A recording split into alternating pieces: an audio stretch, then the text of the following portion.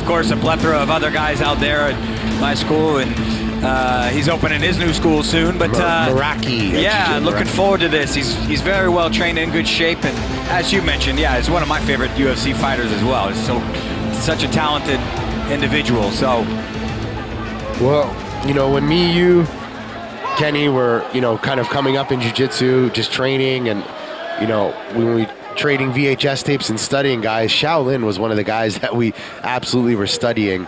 You know, such a well-rounded competitor. Yeah. A guy that would wrestle with anyone. Beautiful sweep game, beautiful submissions, just so well-rounded. I'm very interested to see how Kenny Florian, right away, Shaolin, beautiful butterfly guard sweep, hook sweep, and Kenny Florian trying to get that De La Riva position instantly. And that's one of Shaolin's sweeps. I mean, he's very, very talented at that. He really likes to use that sweep. He'll actually wrap the lapel around your back, around your leg. He'll do many variations from the butterfly guard sweep, the hook sweep, Sumagaeshi sweep, as you call it as well. Just got so many variations. And I remember Shaolin explaining that, you know, hook sweep to one side, X guard to the other. He's got so many variations that come from there. He just loves that position. Yeah, Kenny right now, overhook De La Riva, cannot afford to lose the battle of his right leg right now. That right leg needs to get up to the hip. He's right now, Shaolin has that grip, and he's just inching over that way, and there he goes. He's got to get that right leg back out, to the hip. So many little battles in this De La Riva position, you know, just getting your knee in the right direction. You know, Shaolin trying to constantly move it to the right, Kenny trying to force that same leg, pointing it into the right. So it's just constant battle from one single position now. Shaolin with a beautiful hop over pass, controlling the leg of Kenny. Kenny doing a great job of continuing to insist on his guard, although swept earlier on. Coming up now on a single. Yep, he's got good position with the left arm. He's got to watch the clock choke, though. Shaolin patented Novo now. Clock choke with the underhook on the leg. Shaolin gets the submission in just under 2 minutes.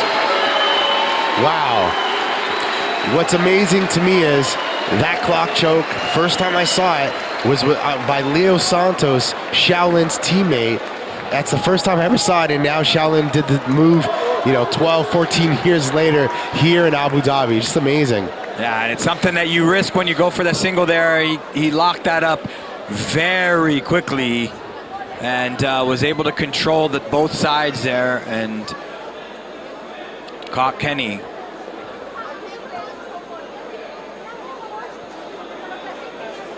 Yeah, that was so slick.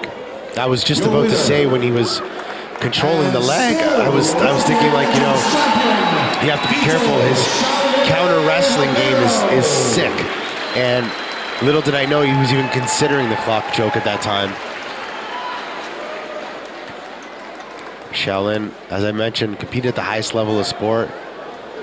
Suffered a pretty bad eye injury, so it kind of forced him to walk away from mixed martial arts. Continued to train and teach in Brazilian Jiu-Jitsu as an academy in New York.